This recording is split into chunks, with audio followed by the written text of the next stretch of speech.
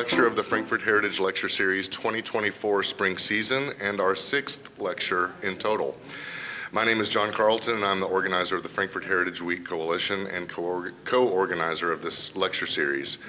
As always, I want to give a thanks to Paul Sawyier Public Library for hosting us and to my co-organizer Diane Dehoney for all the work she does in helping to put these lectures together for you all.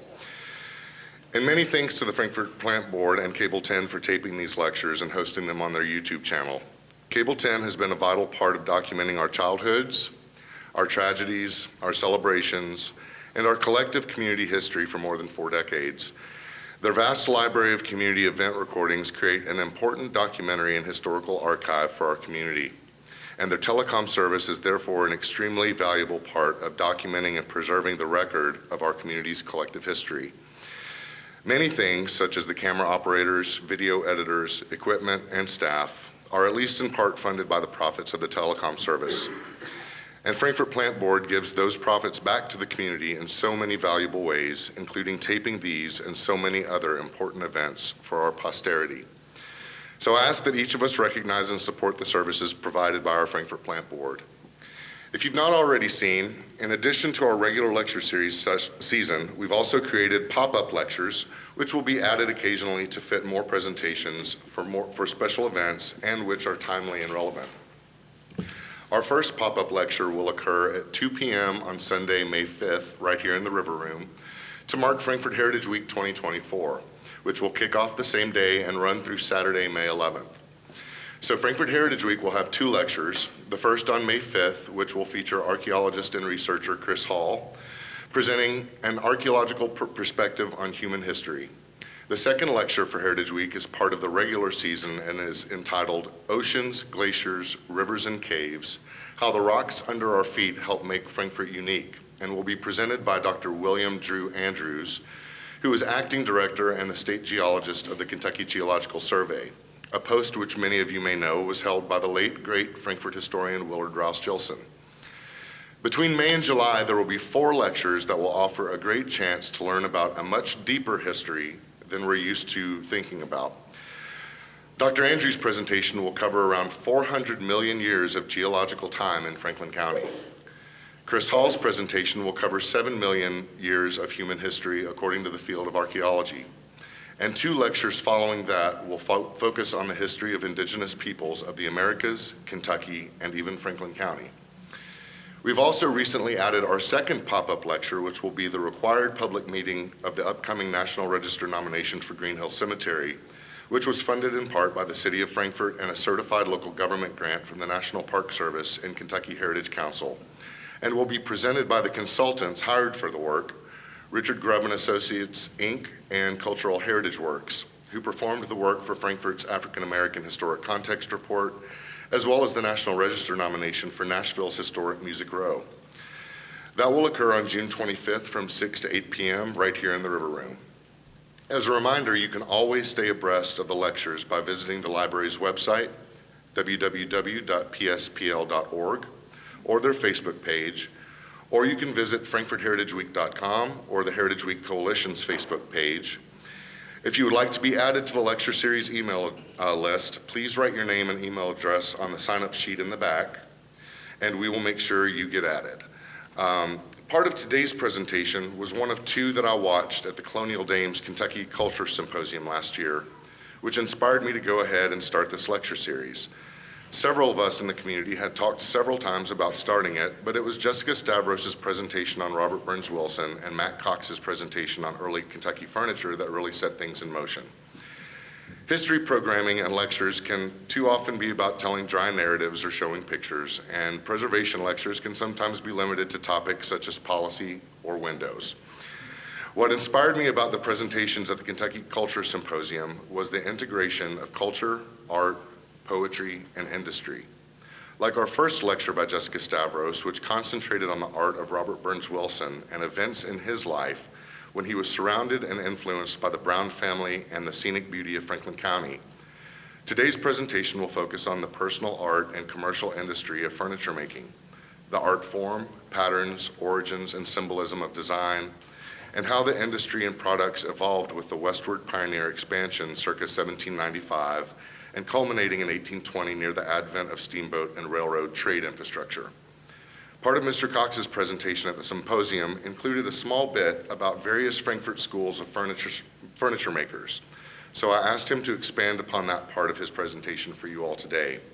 So without further ado, please welcome Public Service Librarian Diane Dehoney to introduce today's speaker.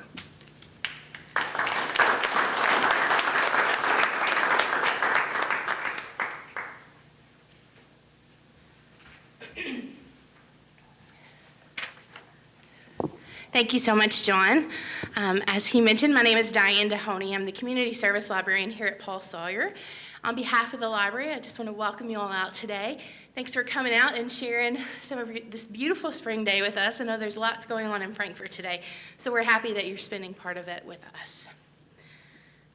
It is my great honor and privilege to introduce to you today Mack Cox. Mr. Cox is a researcher and collector of early Kentucky-made furniture. A Kentucky native, Mack received BS and MS degrees in geology from Eastern Kentucky University and pursued an oil and gas career from which he retired in 2017. He and his wife Sharon began collecting early Kentucky material about 2005, and their collection was covered in the July-August 2011 issue of the magazine Antiques. In 2013, their collection covered 34 pages and was described as one of the finest assemblages of antebellum Kentucky material in the book Collecting Kentucky, 1790 through 1860 by Lacer and Howard. Mack currently serves on the executive committee and board of the Henry Clay Memorial Foundation. He also serves on advisory boards for the Colonial Williamsburg Art Museums in Virginia, the Museum of Early Southern Decorative Arts in North Carolina, and the magazine Antiques in New York City.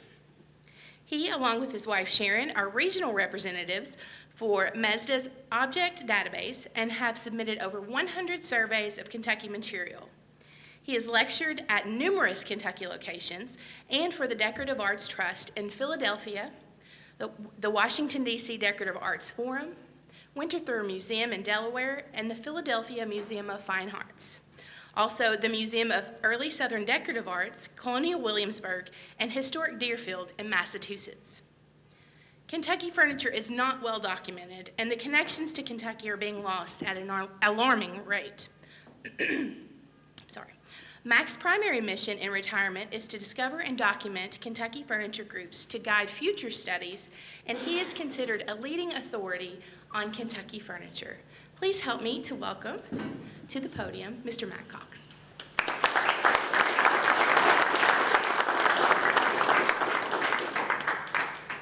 Could you pull the lights down? Well, it's a great pleasure to be here. Is anyone familiar with Frankfort? Has anyone traveled there? It is one of my favorite places. It has wonderful early material culture, and it's been a part of my studies for about 20 years.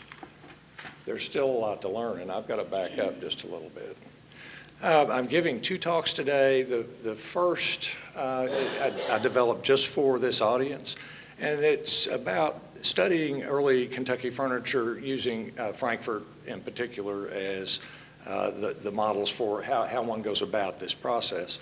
And then the second one was prepared for Winterthur Museum in Delaware for a large Inlay conference with 24 speakers. I don't know, there were about 600 people there, about half from Europe, about half from North America. So it's a well-developed talk. The first one may have some hiccups in it.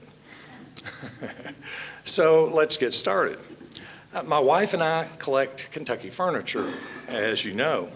A big challenge is determining if a piece was actually made in Kentucky. Most furniture lacks documentation and is often sold with incorrect opinions. The furniture in this slide makes the point. Each piece was likely made in Frankfort, but the left-hand clock sold in Ohio as a Pennsylvania clock. The desk sold in Massachusetts as from a Louisville family. The Windsor chair sold as an American chair, And the right-hand clock sold as mahogany, suggesting it was not made in Kentucky, but it is actually made of cherry. The remaining pieces have documentation.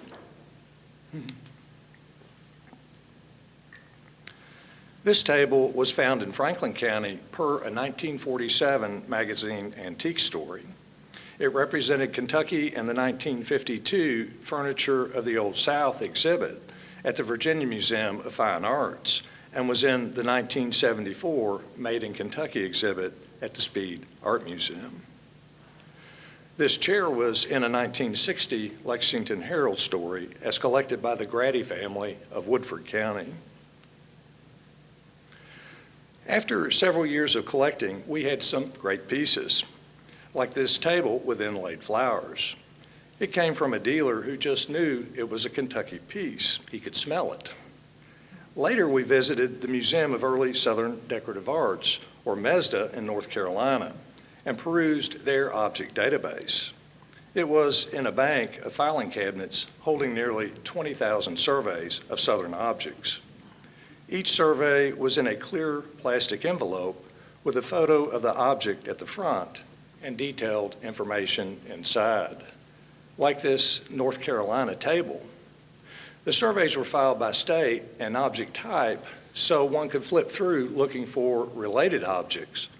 We saw this very file and realized that our Kentucky table was actually from North Carolina and part of a regional flower group. And we said, oops.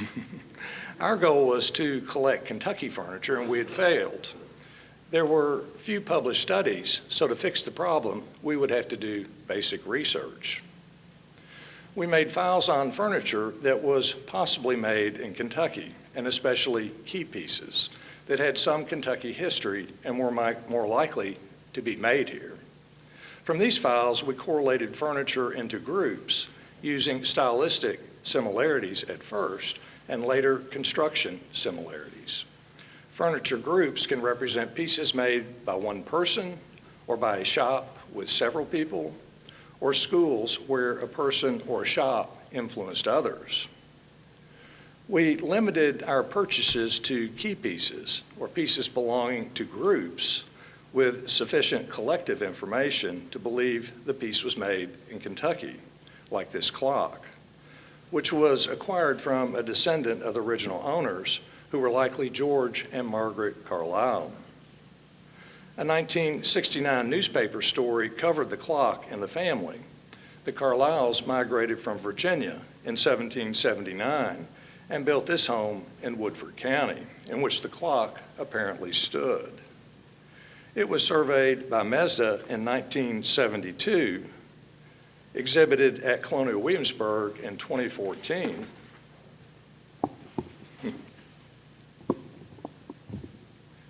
Excuse me. And is on exhibit today at MESDA. So the clock is well documented and a key piece of Kentucky furniture. It is also part of this furniture group. They share similar forms, molding profiles, and other traits, and were made in the same shop. One clock is stamped W. Lowry, and these are part of, excuse me, I missed that one. These all had the same molding profiles, the same form, and are essentially the same clock with different ornamentation.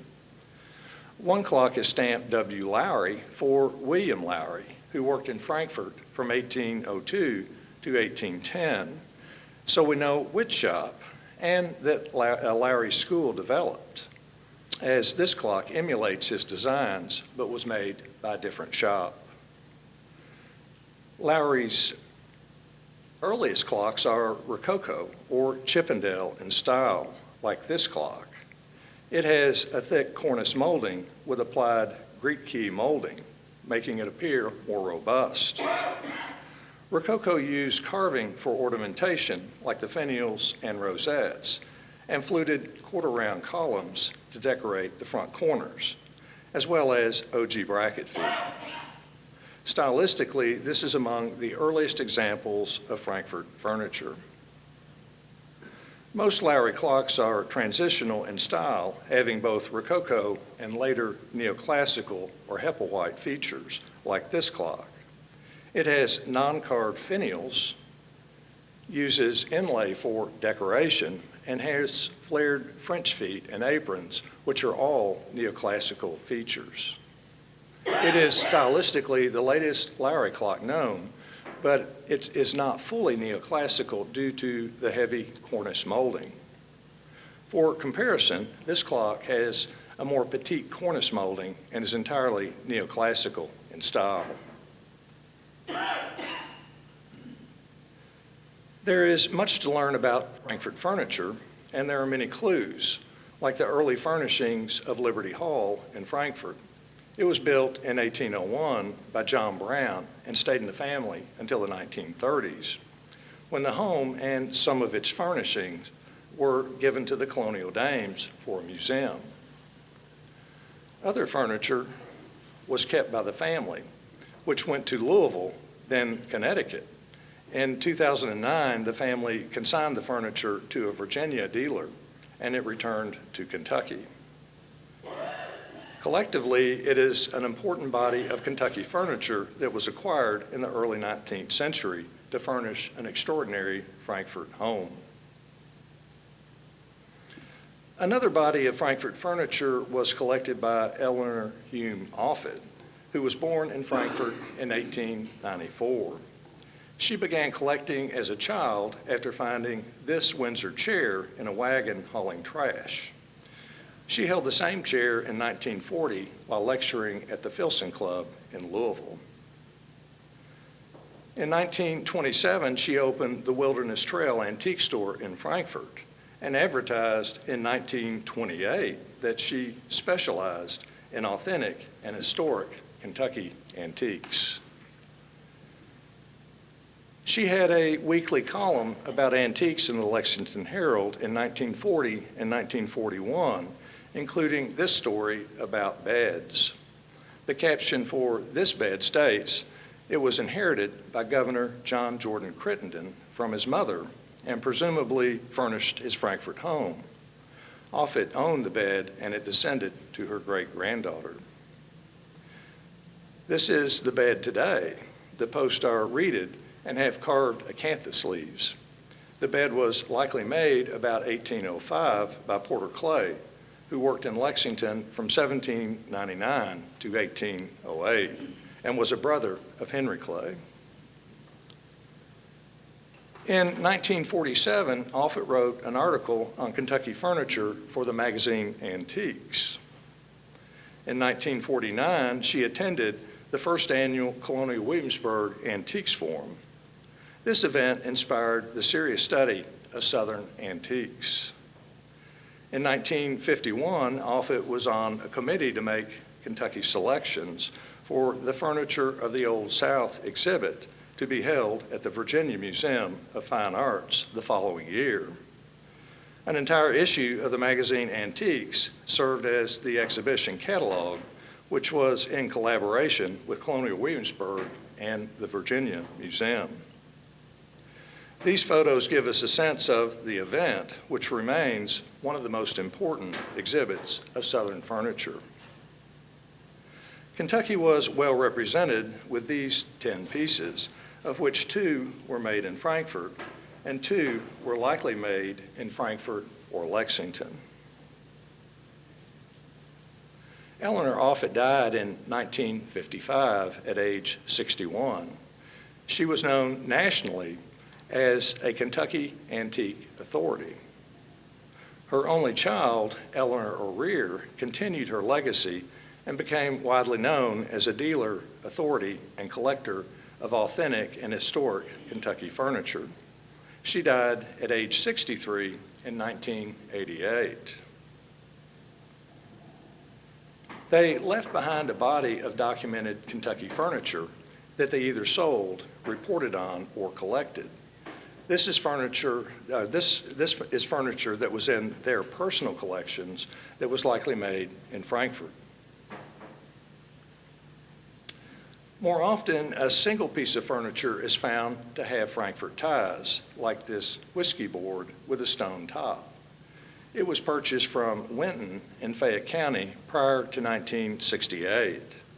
Winton was settled by Samuel Meredith and Elizabeth, his wife, who came from Virginia in 1790. Their daughter, Letitia, wed William S. Dallum in 1808, who was a wealthy businessman. They lived in various Lexington homes, which they furnished lavishly. In 1819, while living at Pope Villa, they hosted President Monroe during his Western tour. Their daughter, Frances Packard Dallum, wed Dr. Robert Peter in 1835, who was a Transylvania professor. About 1865, they moved to Winton, taking the art and furniture that Frances had inherited from her parents. A measure of Dallum's art is indicated in a 1920 Lexington Herald story lamenting Lexington's loss of these portraits by the famed Gilbert Stuart. After Dallum's death, the Jefferson was inherited by Mrs. Dallum's sister, who sold it to the U.S. government in 1884. It now hangs in the White House. The Washington went to Mrs. Dallum, who moved it to Winton. It was sold about 1917 and now hangs in a Connecticut museum. Both works have been reattributed to Matthew Harris Jewett, the Kentucky painter, who copied Stuart's paintings in 1817 while training with him in Boston. In 1922, the Lexington Herald published a paper by Joanna Peter, who was a daughter of Dr. Peter, and the paper was titled Winton and Its Treasures. One item was a quaint cherry table with a Kentucky marble top that was made at the penitentiary at Frankfort about 1808 or 1810. This is that very table. So let's move on to ungrouped furniture that might have been made in Frankfort, and these are pieces that I think of as key pieces of Frankfort furniture. These are Windsor chairs that date from about 1800 to 1820. The two chairs on the left were in the Offutt O'Rear collection, and the riding armchair was found in Frankfort. When similar chairs turn up today, they are compared with these in hopes of discovering a furniture group. This chair, for example, has unusual spindles that are similar to those on this bench, but I see no other correlations at this point. This inlaid sugar desk was part of the Pruitt estate in Frankfort that sold in 1994. The sale also included a Frankfort sideboard. Both of these sugar chests descended in Frankfort families. They were likely made in Frankfort, but in different shops. They have similar forms, which is a rectangular box on tall legs and lacking drawers. This form was a regional preference that extended from Franklin County northward to the Ohio River. These are other examples of that form. We have seen this table. It was collected by Eleanor Offutt in Franklin County and dates to about 1810. The turned legs attach to the outside corners of the box and are reeded at the top.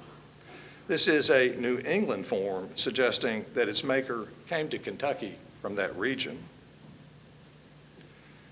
This inlaid washstand was surveyed by Mazda and descended from Mary Lewis Ware of Scott County.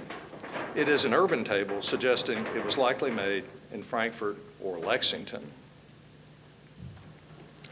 This games table has a complex banding pattern and was purchased by Eleanor O'Rear from the Pepper family of Frankfort in 1962. This games table was owned by John Brown and furnished Liberty Hall. It was likely made in Frankfort about 1805. This three-part banquet table has a complex banding pattern and dates to about 1805. It was collected by Eleanor Offutt and was likely made in Frankfort or Lexington. This chest was in Eleanor O'Rear's home and has Frankfort traits like oval stringing in the drawer faces and dot and dash banding around the base. It dates to about 1805 and was likely made in Frankfort. Eleanor Offutt acquired this bow front chest from a Frankfort family. The drawer faces are veneered with tiger stripe cherry. It has a complex banding between the case and apron and retains its original Flying Eagle brasses. The chest was likely made in Frankfort about 1805. This serpentine front chest was found by Eleanor Offutt in Henry County, which is just to the north. The drawers are cock-beaded and faced with mottled cherry veneer. There is dot and dash banding around the perimeter of the top board and between the case and aprons, and the chest retains its original brasses. Its form aligns with plate 76 of the Cabinet Maker's and Upholsterer's Guide by Hepplewhite, suggesting that the maker had a copy of this English book. Or perhaps the maker worked in England before coming to Kentucky, as it compares closely with this English chest. While found in Henry County, it was likely made in Frankfort or Lexington due to its urban lines.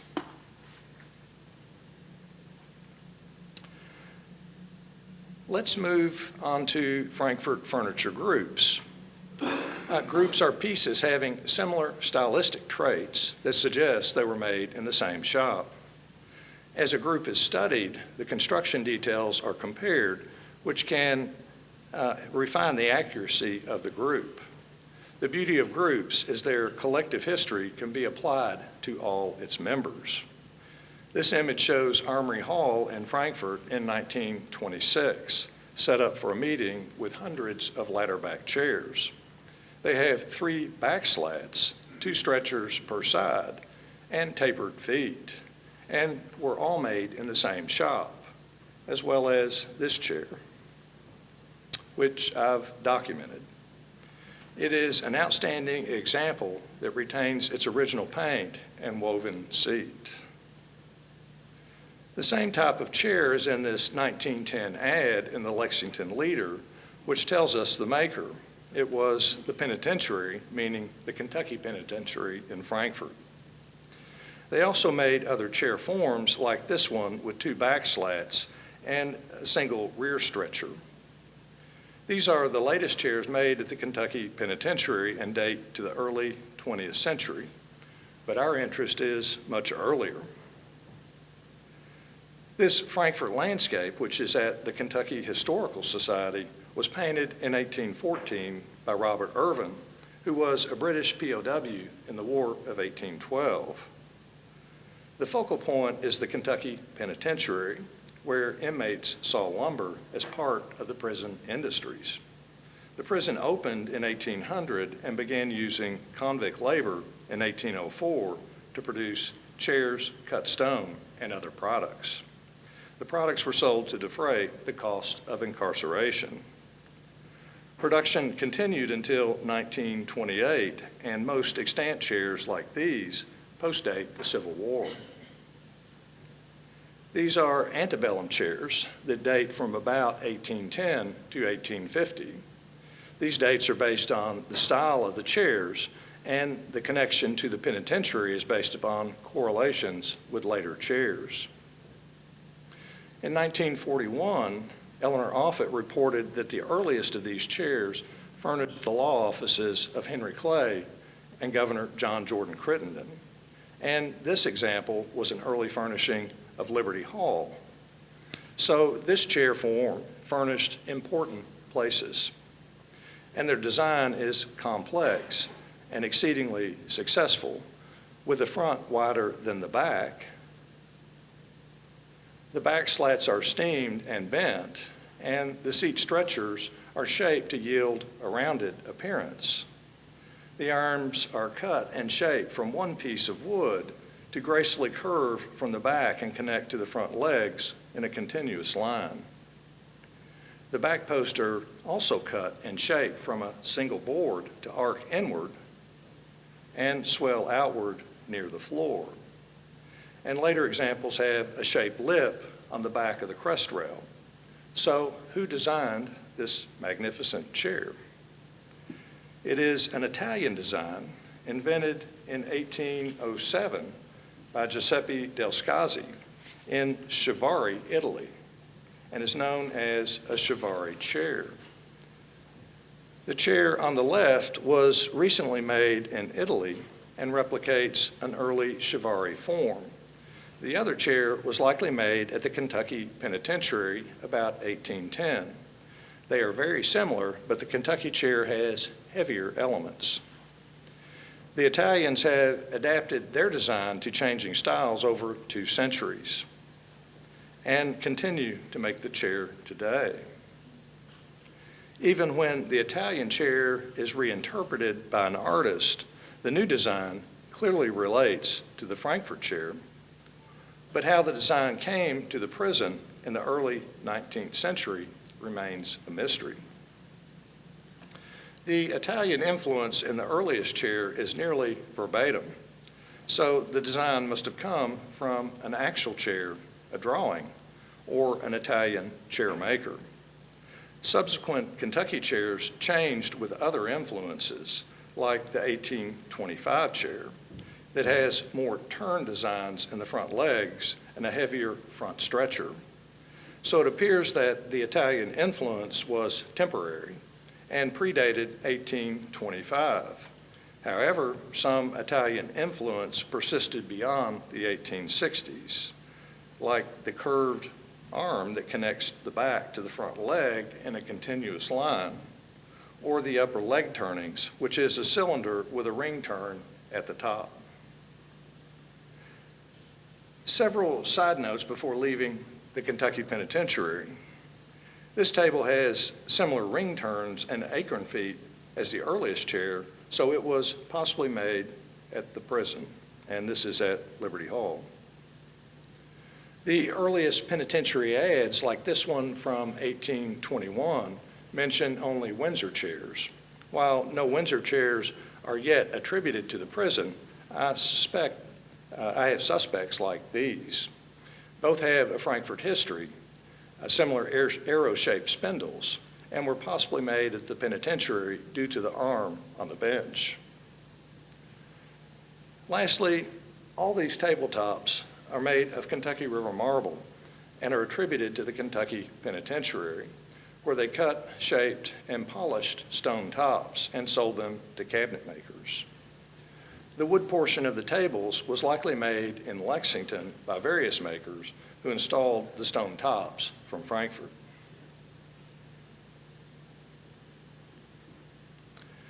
This is the sausage-turned Windsor seating group. The group is named for the undulating swells on the turned elements of some examples that look like sausage links. The lower left bench was an early furnishing of Liberty Hall that grounds the group to Frankfort. The group shares stylistic and construction traits like a 45-degree cut in the rear corners of the benches.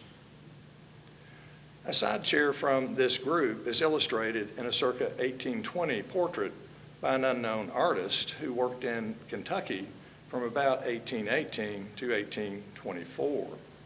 The artist is called the Bluegrass Guilford Leaner, as he or she first worked in Kentucky and then Guilford County, North Carolina. The painting was found in the Franklin County area, but the subject is unknown. Fancy was a style using bright colors to decorate furniture in the first half of the 19th century, like this settee. Its original paint survives after 2 centuries of use. It is painted black overall, followed by a streak brushing of bright red, yielding a faux wood-grained effect. Various motifs are painted on top of this canvas with yellow, red, and black paint and gold leaf, like the fruit and grain arrangements on the crest rail and acanthus leaves in gold leaf on the front legs. It is one of 2 matching settees and a set of side chairs originally owned by Dr. Nicholas Warfield in Fayette County. Another settee and 6 side chairs were early furnishings of Liberty Hall. All these pieces, as well as 2 additional side chairs, were made in the same shop. They are connected by similar leg turnings and cutouts of the medial slats and front stretchers on 2 pieces. The early history of this furniture in both Frankfort and Lexington suggests that the producing shop was likely located in one of those places. These commodes were early furnishings of Liberty Hall. They have similar forms, but the leg turnings are different. There is a shallow drawer inside both commodes that is supported by runners attached to the sides with nails. Both runners terminate at the front with a 45-degree cut. This detail suggests that both commodes were made by the same person. And so we have the Liberty Hall commode group that was likely made by a single craftsman. This table descended in the Rodman family of Frankfort. It is larger than most workstands and has a 2-board top. The apron and drawer are relatively thin, and the front is veneered with crotch cherry and Gothic arched patterns. The lower edge of the front is cock-beaded, and the legs have spiral reeding and 2-ball turns. These tables were early furnishings of Liberty Hall, and while they have very different turnings, they have the same overall form as the Rodman table. To my eye, they stick out from all other tables and say, I was made in Frankfort by the same shop. There are at least 4 Kentucky groups of fine shape front turn leg furniture, including this group, which has ties to Frankfort. Eleanor Offutt found the sideboard in an early Franklin County tavern. The humpboard remains in an early Frankfort family. What distinguishes this group are the leg turnings with a ball and spike foot. A candidate for the maker is John Goodman, who worked in Frankfort and Lexington in the early 19th century. Unfortunately, we have reached a time limit for this part of the talk. Just as we reach some of the best Frankfort furniture, like these 2 serpentine front chests, which are part of the flush top group shown here, or John Brown's desk and linen press, which are the only known members of the Liberty Hall dot and dash group, or the Frankfort School, which best defines the furniture of early Frankfort. These groups will be discussed in the next talk on Kentucky inlaid furniture, but I included snapshots here so that you would get the feel of Frankfort furniture as it's known today. And I'm going to pause, and if anybody has any questions about these methods, actually, let me continue here. Early Frankfort furniture has been scattered for 2 centuries as people moved and estates were sold, and much of it has lost its connections to Frankfort, like this Frankfort dot and dash group clock that's sold in Missouri, or this Frankfort clock by William Lowry that's sold in Massachusetts, or this Frankfort sausage turn chair that's sold in Kentucky as an old chair, or this Frankfort dot and dash group sideboard that's sold in North Carolina. All this furniture had lost its connections to Frankfort. We discussed the methods used to rediscover lost Frankfort furniture, like documenting key pieces that were likely made here, and then correlating those pieces into groups, and that groups are powerful because its members share in the collective history of the group. It is a slow process as I've studied Kentucky furniture for 2 decades, and there's much more to be uncovered. Kentucky has also made progress in some museums, like Colonial Williamsburg. They've collected Kentucky objects for about a decade, and their collections now include these 3 pieces of Frankfort furniture. The best of Frankfort furniture is no better or worse in decorative merit or skill than furniture produced anywhere in America at that time. Amazingly, it was produced in the same environment captured in this 1814 painting when Frankfort was a little town in the early American West. And now I'll take questions if anybody has some, a few minutes to that. Yes. You know what you said about the actual cabinet makers, were they farmers in the winter or in the summer, and cabinet makers in the winter, or? Well, some were convicts. William Larry, most of these people that are making this kind of furniture are master craftsmen. And they likely worked in cities. And now I didn't focus this talk on the makers so much, but like William Larry, we know he was born in North Carolina, probably trained there. We know when he came to Kentucky, we don't know his path here. His furniture suggests maybe Western Maryland. In 1809, he moves to Natchez, Mississippi, and sets up a very large shop there, and dies in 1813. He advertised frequently in Frankfort. He had a lot of journeymen and apprentices, and we could spend, a half hour, 40 minutes talking about him alone. And he kind of defines early Frankfort furniture. Yes, Mr. Taylor. Mack, is there any one source that documents the evolution of prison chairs with illustrations? I showed you about everything I had. No, there's hardly been any work done on Kentucky penitentiary chairs, Okay. even to the point of identifying them. Do they use native woods? About cherry, what woods do they use? Well, mostly native woods.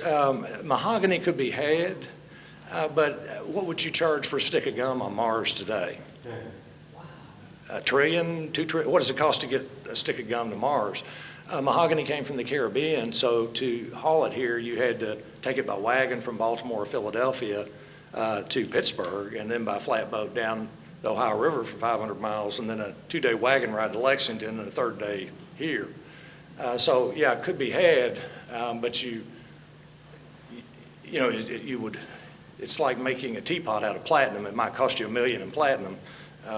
And some people can afford that, but a lot of people, it was rarely used. Now, steamboats changed that, and that's why I make my break mostly around 1820, because you could get mahogany up from New Orleans on the Mississippi River, Ohio, and then the Kentucky River.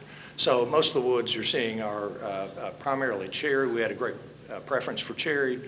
Maybe 1/3 of the pieces are made of walnut, maybe a greater percentage on the earlier furniture. And then the early secondary woods just really depend upon where the cabinet maker came from. We had a Rhode Island cabinet maker come to Lexington, and he used chestnut as a secondary wood, which is typical of Rhode Island. That's what they use. But hardly any of it was used here as a secondary wood. So in the early furniture, they tended to seek out what they were accustomed to working with. What was the secondary wood used mostly in furniture?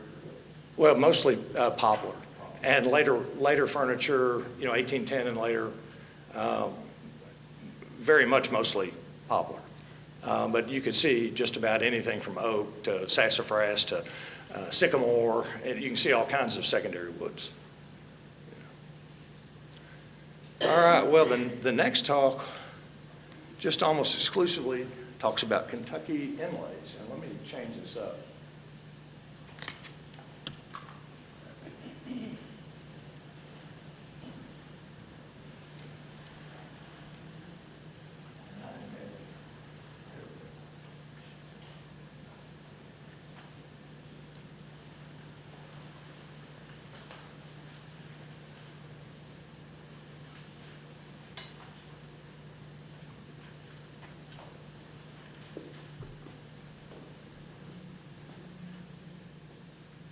And I would just say that this talk was prepared for people from all over the world.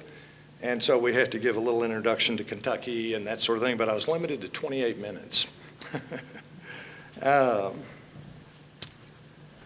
Kentucky was among the first areas settled west of the Appalachians.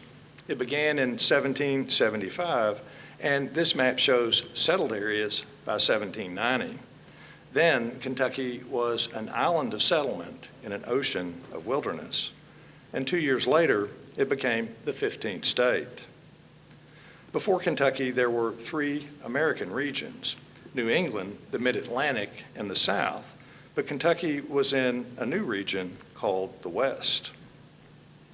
Before regular steamboat service, which began about 1820, Kentucky was commercially isolated. Imports came by wagon to Pittsburgh and by flatboat down the Ohio River to Kentucky. Exports went down the Ohio and Mississippi rivers to New Orleans, and the boatmen returned to Kentucky on foot on the Natchez Trace. Between statehood and steamboats, the neoclassical style, which used inlays for decoration, was popular. The style before was Rococo, which used carving for decoration, and the style after was classical, which used columns and carving for decoration. So in Kentucky, Rococo furniture represents our identity as pioneers, and neoclassical furniture represents our identity as Kentuckians. Because this was a time of rapid development, and since most Kentuckians were migrants coming from Europe, Africa, and every American region, we have a diverse assemblage of neoclassical furniture that ranges from urban, made in Lexington and Frankfort, to rural, made in the rest of the state. We will explore decorative inlays in Kentucky neoclassical furniture dating from about 1790 to 1820. Most Kentucky inlays were made by the cabinet maker, like these two chests. They share the same form and many inlays, like the vines, urns, quarter fans, and stars. But the bandings and other inlays are different. This cupboard has the same urn and leaf, the same flower, and was made in the same shop, but has new inlays. By combining the inlays, we have the known inlay vocabulary of this shop. If we add the pieces discussed and other pieces, we have a chart that defines the group, which I call the flowerless vine inlay group. Similar graphics will be the lens in which we survey 42 Kentucky furniture groups. Most will be shop groups, and none are the final word, as this is a work in progress. Sugar was costly in the West due to shipping, so furniture to store sugar was popular. Sugar chests like these were the most common form. This group has a box on stand format and is distinguished by string in the front legs topped with a dot and an arch. This group has a similar form, but with an overhanging molding. One has plain string and the other has fancy string, which is reversed in the banding. Both have escutcheons with faux string and a design drawn by scratching. One has a crotch cherry patera, and the other has a one-piece oval with a scratch design that includes the profile of a man. This group has the same format but is wider. The boxes and drawers have string rectangles with quarter fans, loop corners, or curved sides with 270-degree invected corners. Two have stars and other inlays. Lexington was Kentucky's economic center prior to 1820 and was a large producer of urban furniture. So let's look at Lexington inlays, beginning with this banquet table group. They share the same flower, and one has fine stringing and banding patterns. This Lexington sideboard has inlays made by both the cabinet maker and specialist. This one is an English import, as variants appear on English furniture. Imported inlays were uncommon in Kentucky. It is among a group of 3 sideboards, but only one has inlay. This chest is from the school of Archibald McIlvaine, who worked in Lexington from about 1784 to 1819. His chests have distinctive proportions. The pulls are inboard more than most, and some have panel backs. Most have 1 or 2 runs of fancy string around the top board and in the stiles. Here are more examples of the group. Some have solid drawers with scratch beading, others are veneered with cock beading, and these are the stringing and banding patterns. This is the Yarnellton Station clock group. They have the same rosettes and geometric veneer patterns in the bases. Two have crotch cherry patera and either tiger maple panels or stringing in the, in the trunk chamfers. One has a keystone, and these are the banding patterns.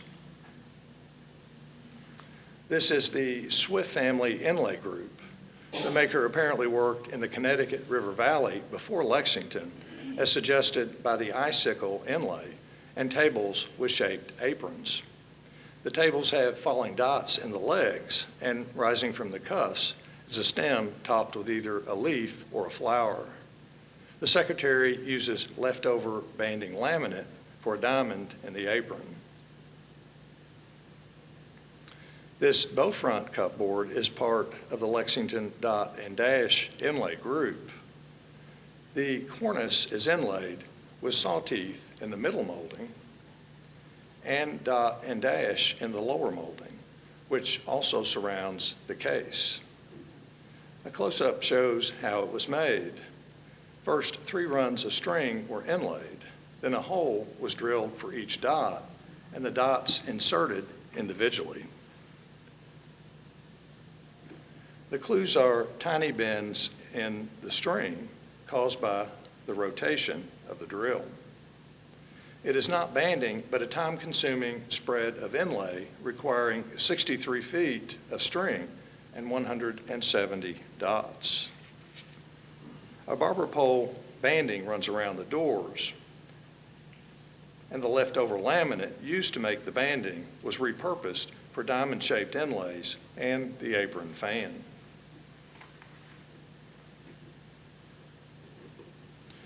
Two bow front cupboards are in the group, and both are extensively inlaid. This one has a large urn and plant pateray and floral inlays in the doors. Here is the group and its inlay vocabulary. The 2-part flower with a deep throat is a group trait. There are more variants of the floral inlay and more uses of the leftover banding laminate. So we have the Lexington dot and dash inlay group. Porter Clay made furniture in Lexington from 1799 to 1808, including this games table. He was born in Virginia in 1779 and was a brother of Henry Clay, the Kentucky politician. Porter came to Kentucky at age 13, apprenticed in Lexington, and went to New York in 1798 to work as a journeyman. He returned the same year and opened a shop. In 1807, he joined Robert Wilson in a partnership called Clay and Wilson. Wilson worked in Lexington from 1792 to 1825 and is known for his shapefront furniture, like this sideboard and chest. The partnership ended in 1808. Porter ceased cabinet making at age 27. He became an attorney and ultimately a Baptist preacher. He left behind a body of furniture including this sideboard with tambour doors and this furniture. His inlays include panels with figured wood cores, quarter fans, and tripart string, figured wood and shell pateray, and panels with figured wood cores. One has flowers similar to some in Philadelphia, and others similar to Baltimore flowers. These are his banding patterns. Let's move to Frankfort furniture. This desk and linen press have always furnished Liberty Hall that was built in 1801 by John Brown. They had the same cornice profiles, but the desk has dot and dash inlay in the cornice. The only other inlays are string and tripart banding. There are several Frankfort groups that are related by flowers, finials, and rosettes that I call the Frankfort School. The school includes the shop of William Lowry, his shop in Mississippi, the Dot and Dash Group, and the Edwards Desk Group. The maker of one group is known as three pieces are stamped W. Lowry for William Lowry. From the sign pieces, this furniture has been attributed to Lowry's shop. The forms are varied as well as the inlays, which include flowers, vine and leaf, vine and dot, and patera. Lowry was born in North Carolina, but we don't know where or his path to Kentucky. He arrived in Frankfort in 1802 as a master craftsman, where he employed 7 journeymen over time. In 1810, he moved to Mississippi to start a new shop, and where he died in 1813. Lowry's Kentucky furniture ranges from Rococo to Neoclassical, which is seen in his clocks. While the form is constant, some have ogee bracket feet, and others French feet. Some have inlay, and others do not. His finials are urns with a flame, except for one that is a Dot and Dash Group design. His early rosettes are car flowers that change to inlays, and one is a 3D fan, which is a Dot and Dash Group design. Early clocks have quarter columns that change to chamfered corners inlaid with vine and dot or string. These are Lowry's floral inlays. The flowers on the left are a Lowry form, and those on the right are a Dot and Dash Group form. The center flower is an oddball. These are his banding patterns that include a variety of tripart sizes and cores and more complex patterns. These are pateray and rosettes that occur on Lowry furniture. This design also occurs on a South Carolina table, and related designs occur on English furniture, so it was imported to Kentucky, as well as this eagle with a liberty cap that also occurs on a Pennsylvania desk and other American furniture, so it was imported. The same with this patera, as related designs occur on non-Kentucky furniture. So they can be organized into those imported to Kentucky, those likely made in Kentucky, and those that are unknown. This furniture was made in Lowry's Mississippi shop, where he used lozenges for flowers. This is the Frankfort Dot and Dash Group, which is named for the use of dot and dash inlay. Other traits include flowers, 3D fans, and the finial. This is a Dot and Dash Group clock with the finial, dot and dash string, and 3D fan rosettes. It was made from a thick slice of a package used to cut fans for inlay that was turned on a lathe. One Lowry clock shares the same 3D rosette and finial as the Dot and Dash Group. There is crossover in the flowers as well. This Dot and Dash Group clock has a Lowry flower, not a Dot and Dash Group flower. This is the Edwards Desk Group, which has a new flower. The server has 2 flower forms. The upper is an Edwards Desk Group flower, and the lower is a Lowry flower. So if we return to the Frankfort School, each group was made in a different shop, but they borrow elements like finials, 3D rosettes, and flowers. And by the way, this furniture, more than anything else, represents early Frankfort. It is time to move to rule inlays, which can be simple and distinctive, like the string and dot inlay group shown here. The group trait is a string in a cut corner pattern at the top with the sides ending in dots. Or the dot and arrow inlay group with banding or string rising from dots to kite-shaped arrows in the stiles. Some rural inlays have urban connections, like the horsetail inlay group.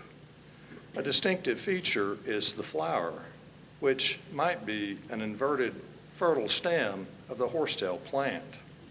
The motif is unusual in American inlays, but occurs on this Virginia chair, which is one piece with an incised design. The Kentucky inlay is made differently. It begins as one piece, then U-shaped cuts are made. The pieces are separated and darkened with heat, reassembled and installed. The same motif and method was used on this Baltimore table and the Adam Haynes group of Philadelphia, except the Haynes inlays were incised. The inlays are so similar that a connection between the makers is suggested, as well as the westward migration of this motif and method from Philadelphia to Baltimore and then to Kentucky. I've yet to find the connection, so until then, we have the horsetail inlay group of Kentucky. This desk and bookcase has large philfots in the front, stringing in the quarter columns, and barber pole banding. Shared cornice elements allowed the desk to be grouped with 5 cupboards, of which 2 have philfots. They date from 1794 to 1810, are transitional Rococo to neoclassical in style, and are called the philfot inlay group.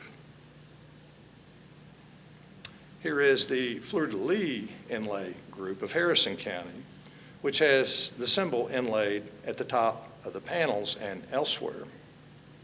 Another trait is a large oval patera bound with dot banding, as well as other inlays.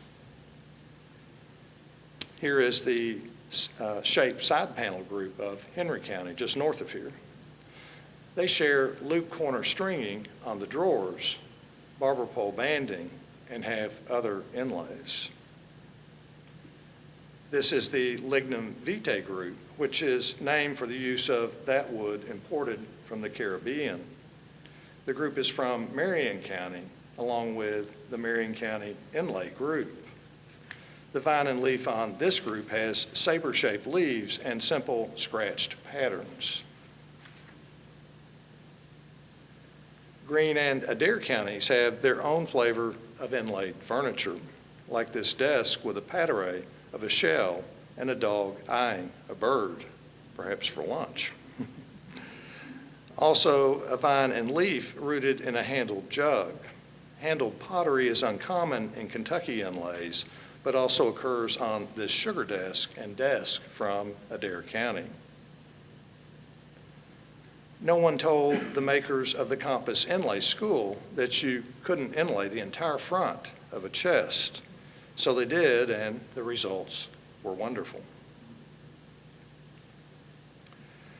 This clock has a floral drop in the trunk chamfer with small serrated leaves. A related chest has a similar flower with tiny chips of maple, cherry, and walnut, and both have unusual banding with 1 or 2 runs of serpentine string, as well as other inlays. This is the charred inlay group, which has 2-part flowers with nodes and unusual patera. Here is the basic patera, which the center can be inlaid, perhaps with a tobacco plant, or divided into 2 parts. The outside can be duplicated once or several times, or the whole could be cut into a crescent shape. The effect is moving when applied to a banquet table, especially with a wave banding pattern. So we have the charred inlay group of Adair County. There was a regional preference for initialed and dated inlays in Adair, Boyle, and Lincoln counties involving several groups. Like this desk and bookcase, it is inlaid with SW, BV, and GV with the year 1813 and is a member of this group. 4 are dated 1813 and 1 is dated 1815. Most are initialed with SW repeating 4 times. And these are other inlays in the initial, dated, and fluted inlay group of Boyle County. This desk is not grouped but has the initials IS. And this desk has the year 1812 along with other inlays. These cupboards have the initials HA and JA with the date July 8, 1814, along with a finger pointing to bottles and chalices showing what was stored in that compartment. A native dress for war, and other inlays. This is the bottle and chalice inlay group. This group was made in Kentucky except for the miniature chest that has a Virginia history. The maker's name is believed to be Campbell. 19 examples are known, including a sugar desk, a blanket chest, bureaus, and desk, and most are extensively inlaid. This desk and bookcase is my favorite. Vines rise up the bookcase stiles and onto the tympanum, where they frame an eagle patera with birds of prey below. It is extensively inlaid with 70 leaves, 6 flowers, 4 vases, and 28 quarter fans. 3 desk and bookcases are known, and all are extensively inlaid. 2 have unusual inlays in the bookcase doors, which simulate a carved shell, like on this cupboard. 1 has 3 stars with bullseye centers as the focal point, and a similar star is on this blanket chest. The focal point for this desk are patera with abstract designs, which are echoed in the 5-part oval escutcheons that also occur on this chest. Most Campbell furniture has vine and leaf inlay, which vary in the vases, leaves, and flowers. These differences relate to 3 phases in Campbell's inlays. The earliest have 2-part vases, claw-shaped leaves, and use scorching for shadowing. The intermediate have 1-part vases and teardrop-shaped leaves. The latest have a 1-part pot, cone-shaped leaves, berries, and use dye and incising to define components. The dyes, berries, and incising were major innovations. Quarter fans also change. The earliest are abstract designs, the intermediate idealized leaves, and the latest concentric designs. These are Campbell's string and banding patterns. Most banding cores were cut from variants of these 2 patterns. Here is a puzzle. The left-hand chest has a Kentucky history where a large body of Campbell furniture is known. The right-hand chest has a Virginia history where it is the only Campbell piece known. Both chests are in Campbell's intermediate inlay phase. Perhaps the miniature was made while Campbell was visiting relatives in Virginia. His trip would have taken him through Tennessee, where inlays were incised and dyed, and where vine and berry inlay was used. Maybe this is where Campbell learned these methods for his late phase inlays. This Tennessee group most likely influenced Campbell, as well as another Kentucky group called the Gamecock Inlaid Cupboard Group from Monroe County. The Kentucky group was thought to be from Tennessee until Ann McPherson showed otherwise in 2015. This cupboard with an early Kentucky history was key to her conclusions. It was discovered and documented by Mary Ann Ramsey, a Kentucky furniture scholar. Rope and tassel inlay is associated with Tennessee, along with incised and dyed birds, having a one-piece body and multi-piece claws. They are so similar that the Kentucky maker must have worked first in Tennessee. This is the Kentucky Gamecock Inlay Cupboard Group. All examples have rope and tassel and gamecock inlay that is incised and dyed.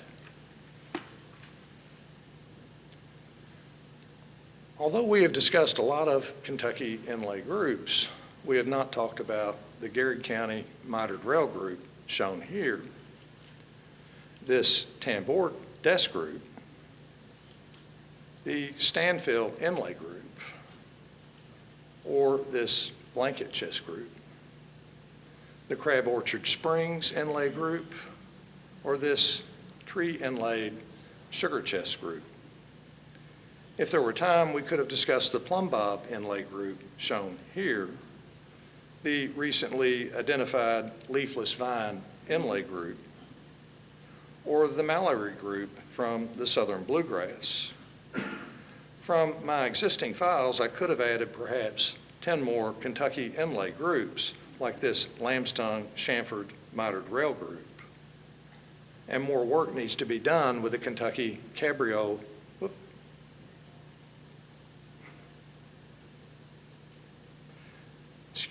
and more work needs to be done with the Kentucky Cabriolet Furniture, which is a school having various makers. Even so, this is a good installment in building a foundation of Kentucky inlays, like the Flush Top Group shown here, which is among our finest furniture groups. In 30 minutes, we have experienced 42 Kentucky furniture groups and their inlay vocabularies. They represent the decorative inlays of Kentucky and the early American West during the 1790 to 1820 period. While it may appear otherwise, the study of Kentucky furniture remains in the exploratory phase, and there is much more yet to be learned. So I leave you where we began and where we've been with a dizzying array of Kentucky inlays. Thank you.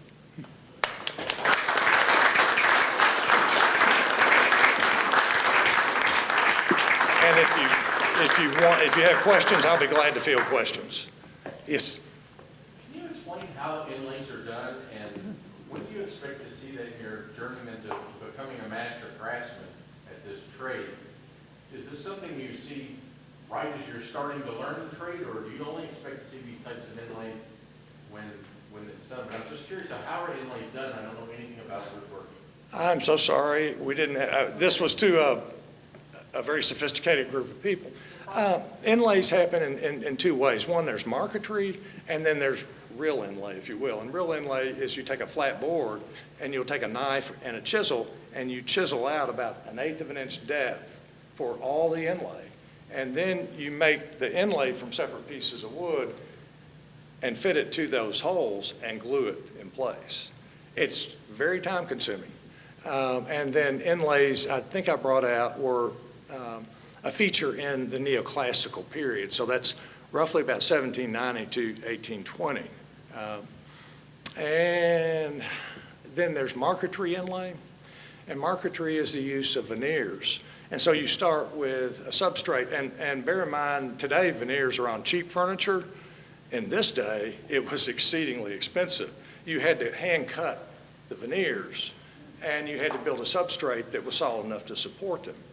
But once you did that and you started laying out your veneers, you can do book matching, like you take two slices of a figured log and you go like this, and so they repeat one another.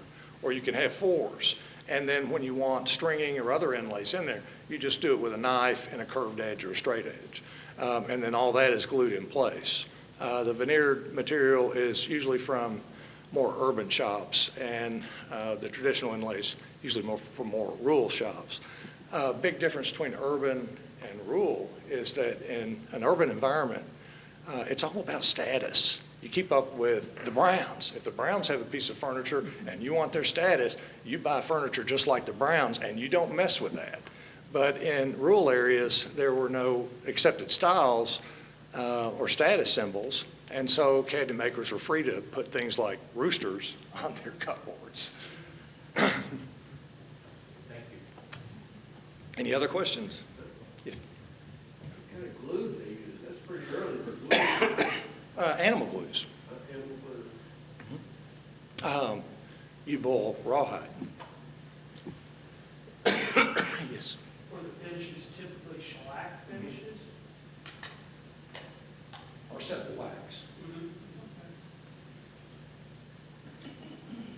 Is there any history of furniture makers in southeastern Kentucky, in places like Pikeville or Prestonsburg, that you're aware of? That comes later. So yes, of course, but the settlement period's later. So we're not included, you see what I'm saying? Well, I think they were, they're close to, Virginia, Right. Tennessee. I thought there might have been some migration in there. Could be, but, Not fancy furniture makers. oh, it could be, very fancy. I just don't know. We need people from local there to figure out what's hanging out. People's farms. Any more questions? Yeah. What are inlays made out of? They're made out of wood, different kinds of wood. You know? You can use like tiger maple that has a pattern, and it gives you more patterns. Then there are other inlays. In Kentucky, we have tambourdes that uses mussel shell inlays. Yeah, I wanted to ask, did they ever make inlays, especially the fancy ones, out of other kinds of things like ivory or mussel shells or? Yes. Yeah, Yes. interesting.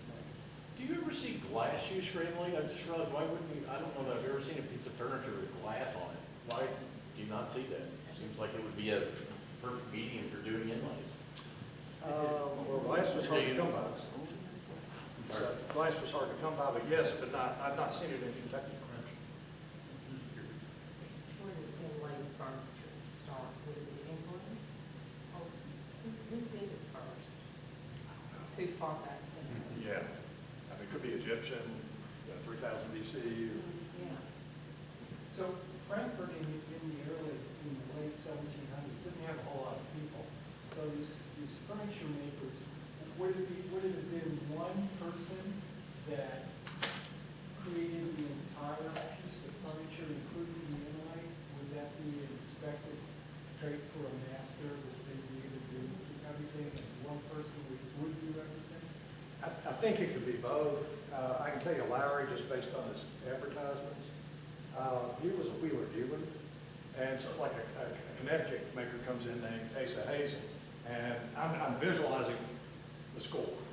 But I think he coaches him into advertising with him, saying, you're not going to sell any furniture. You're the Browns don't know you. And, these guys aren't going to know you. So let's advertise together and I'll get 10% of what you get. So, I think he's a wheeler dealer, and I think he had all the capability.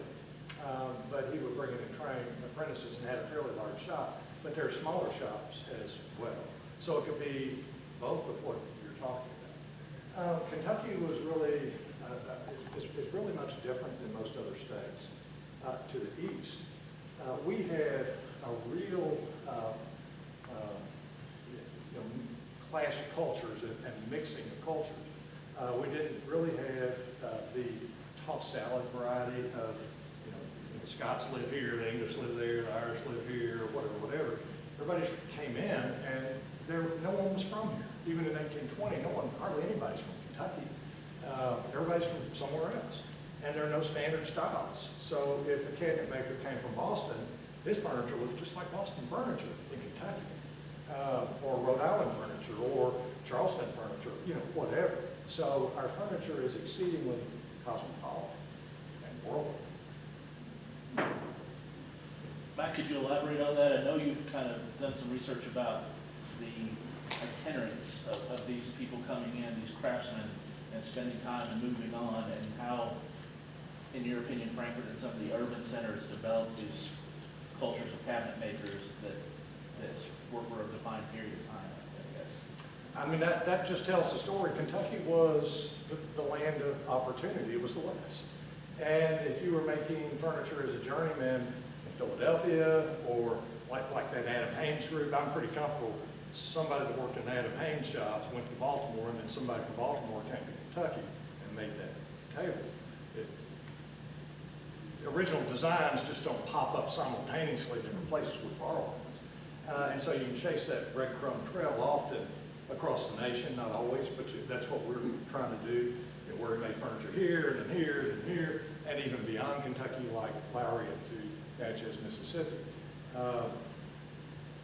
You know, there were no picture books, there's no TV, there's no internet, and so whatever you grew up with was distant in your memory, and you may be able to sketch what you might want, but more likely than not, you saw what the cabinet maker was making, and you either liked it or you didn't, and you commissioned to make you a piece like that. And he would make furniture very specifically like you know, where he came from, including the methods of construction.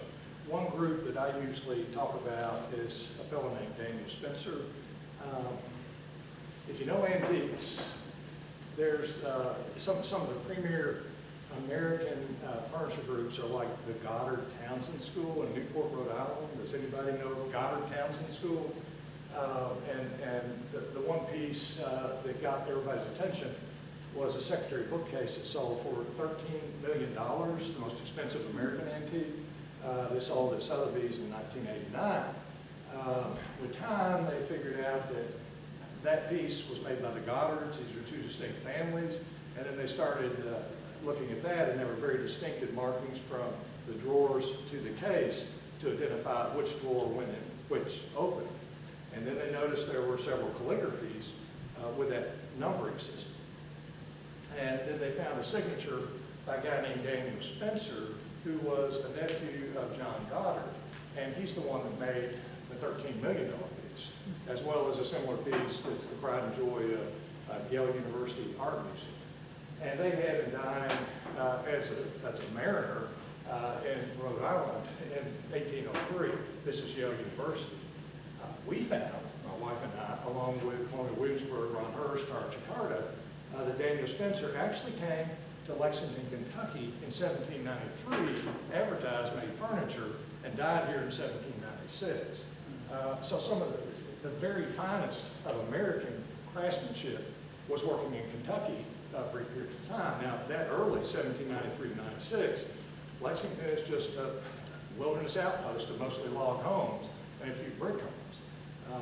And so he didn't have enough time to really expand and show his stuff. He could make a Ferrari, but only, people were just buying farm tractors. So we've got people migrating from all over, and they've trained and learned how to make furniture from all these different regions, including France, Scotland, Ireland, England, all these places. Africa, we've got hints of African influence at least. I don't think cabinet makers, but absolutely influence. So it says the same story. We're very cosmopolitan. Any other? Just a real quick question. I'm curious if you know at what time, it sounds like everything's being made for locals. Is there a time that you start seeing Kentucky woods craftsmen beginning to sell down the river, upriver to Pittsburgh, down to New Orleans, that you start seeing them getting business outside of their local region? That really happens in the 1820s and 30s, but Frankfort has a great exception, and that was William Lowry. William Lowry's stuff shows up in a lot of places. There's a spectacular tall case clock that was an early furnishing of a tavern in and around Carlisle, Kentucky, northeastern Kentucky. And it was there early on. So Lowry advertises for sale a large canoe-like boat, like a 60-foot long canoe boat that he could move stuff up and down rivers, and he had a two-wheel cart. that he could move furniture. There's a sideboard from the Frankfort Dot and Dash group that has an early history in Owensville. I think he saw Frankfort as more than a local market because, you know, every year you've got state legislatures coming from all over the state, and normally they're prominent, wealthy people. And I think he marketed throughout the state, but most of his stuff is being found here in Frankfort, or especially Woodford County as well.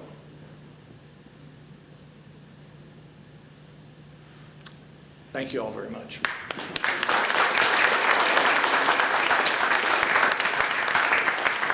Thank you all for today. I just want to remind you all that we have the flyers for the next lectures in the back, and also if you want to be added to our email list, please sign up in the back as well. Thank you all for coming today. Appreciate it. Thank you, John.